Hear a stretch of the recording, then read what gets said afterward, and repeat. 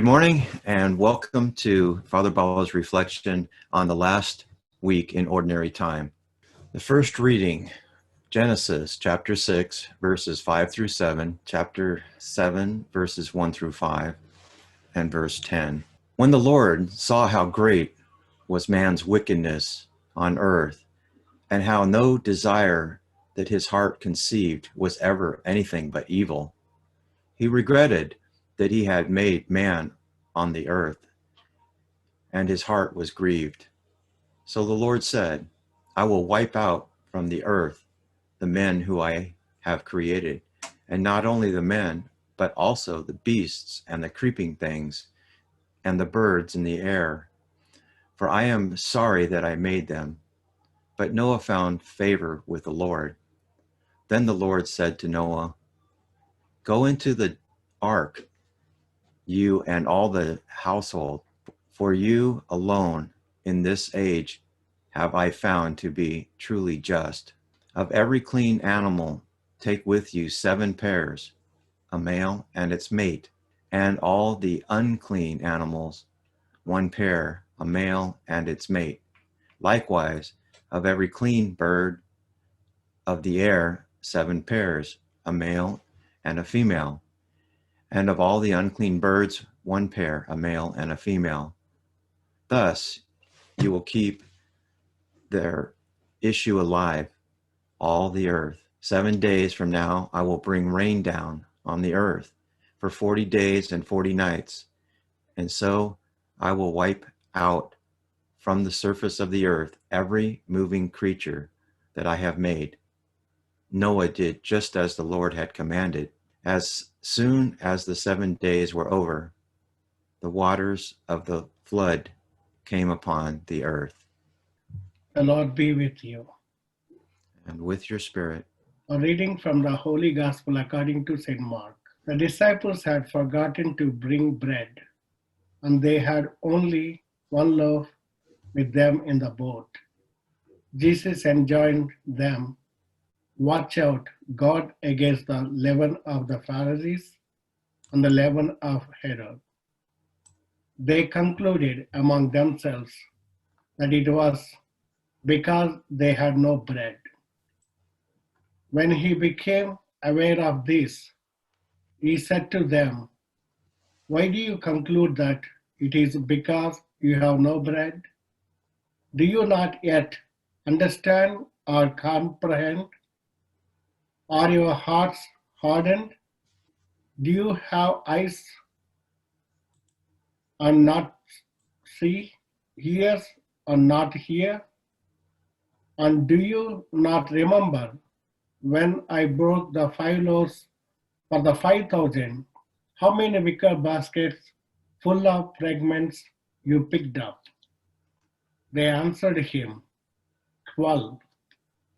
When I broke the 7 loaves for the 4,000, how many full baskets of fragments did you pick up? They answered him, 7. He said to them, Do you still not understand? The Gospel of the Lord. Thanks be to God. Dear brothers and sisters in Jesus Christ, this is the last day of the ordinary season, and tomorrow we are going to begin Lent season. We are going to celebrate Ash Wednesday tomorrow. Today's first reading, at the end, we hear about 40 days and 40 nights. It is good that we conclude with that 40 days and 40 nights, and we are going to begin our spiritual journey tomorrow, 40 days and 40 nights, that is Lent. And today, as we begin this reflection, we also see that there is Noah's Ark, and again in the Gospel, Jesus' boat, Jesus and apostles in the boat. One side ark, another side boat. So I want to give you from the Old Testament two important reflections. Number one, don't miss the boat. Don't miss the boat.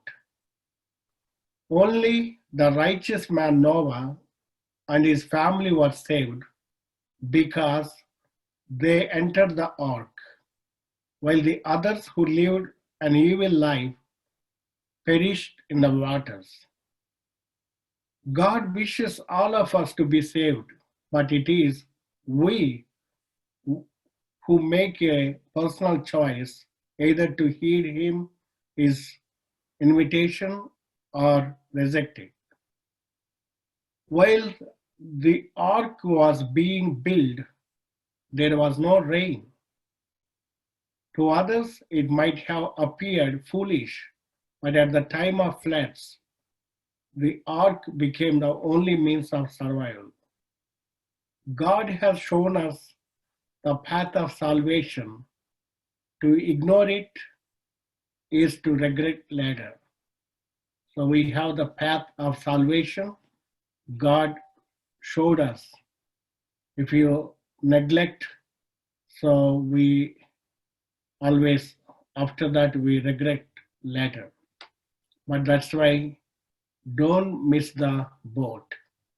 Don't miss the ark. This is one thing that I would like to explain to you. And the second one, be prepared. Prior to the great floods, Noah was busy day and night preparing the mighty ark. He had to struggle, but it was worth it. Since he was prepared, he did not fear any harm. If we too are prepared, living a good life and prepare our souls, our hearts, then we need not fear any calamity because we know we are safe in the hands of God. Even if death welcomes us, we can be secure that we will merit heaven. Doom awaits those who are unprepared. To Noah, the great floods was not a surprise, for he knew about it, while to those unprepared, it was a shock. Noah was able to remain calm because he was prepared both physically as well as mentally. Preparedness not only saves us from calamities, but also from anxieties. God protects us. Noah heeded to God's command, and God in return protected him. As long as we are with God and obey his commands, we don't have to fear any storms. When we show our faithfulness to God, he will show his goodness to us. Even though it was a great flood, yet the ark floated because the ark was built not just with wood, but above all with trust in God. When we trust in God, we will never, he will never let us down. Noah was saved not because he was in the ark, but he was saved because God kept him safe in the ark.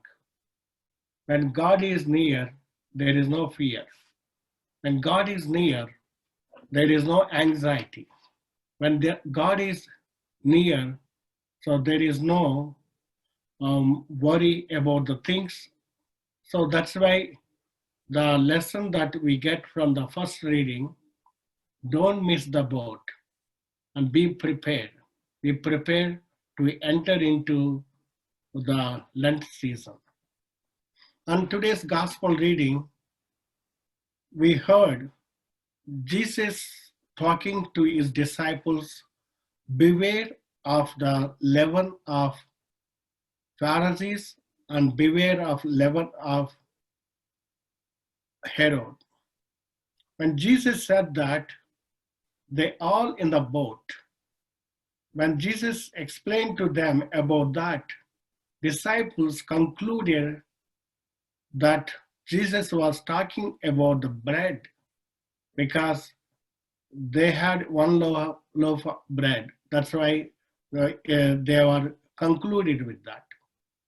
And they concluded, dear brothers and sisters, Jesus wanted to communicate one thing, but these disciples did not understand what Jesus wanted to tell them. Instead, they misunderstood the thing. That's why they're thinking about the bread. They're thinking about their stomach. But dear brothers and sisters, Jesus wanted to tell them, beware of the leaven of Pharisees and beware of leaven of Herod. What does it mean? What God wanted to tell us, communicate with us. They are like a double standard people and wicked. So that's why the wickedness and also hypocrisy may come with them. So Jesus is warning to his disciples, beware of them. Instead of that, they misunderstood. That's why Jesus asked many questions. There are 7 questions in one passage. We don't see in the other gospels anywhere that Jesus is asking so many questions at once. He asked 7 questions. Are you hard in your heart? Are you not able to understand what I'm talking? When some are angry, they ask so many questions. And Jesus just asking them so many questions um, because he was worried they did not understand what Jesus wanted to tell. Yes, dear brothers and sisters, Jesus wanted to tell them, beware of the things that are evil, wicked, and double standard people, and all the things that destroy. Don't fall into their trap. But Jesus wanted to tell that. But instead of that, these people close their minds, their hearts. By doing that, they are not receiving Jesus' message into their heart and mind. Yes, dear brothers and sisters, as we are going to begin our Lent season tomorrow, think about more deeply. There are 2 boats, or one Noah's Ark and other one Jesus' boat. Jesus is asking the same questions. Do you understand what Jesus wants to tell? Don't worry about the material things. Don't worry about your food. And open our heart to God's message so that when we are listening, like Noah and his family saved, we and our family will be saved when you pay attention to the will of God and plan of God, and also open our heart to God's message. And I wish today, as we reflected on these 2 things, Noah's boat, Noah's ark, and Jesus' boat, where Jesus is talking with them, don't worry about the material things. Don't worry about the food and what to eat and what to drink, what to wear. Instead, open to your heart to God and His message. God bless you.